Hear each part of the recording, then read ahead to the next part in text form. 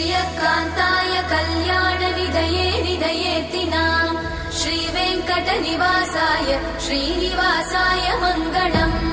लक्ष्मी सविभ्रमालोकसुभ्रूविभ्रमचक्षुषे चक्षुषे सर्वलोकानां वेङ्कटेशाय मङ्गलम् श्रीवेङ्कटाद्रिशृङ्गाग्रमङ्गलाभरणाङ्गये मङ्गलानां निवासाय श्रीनिवासाय मङ्गलम् सर्वावयव सौन्दर्य सम्पदा सर्वचेतसां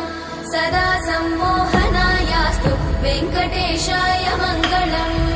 नित्याय निरवध्याय सत्यानन्दचिदात्मने सर्वान्तरात्मने श्रीमद् वेङ्कटेशाय मङ्गलम् स्वतः सर्वविदे सर्वशक्तये सर्वशेषिने सुलभाय सुशीलाय वेङ्कटेशाय मङ्गलम्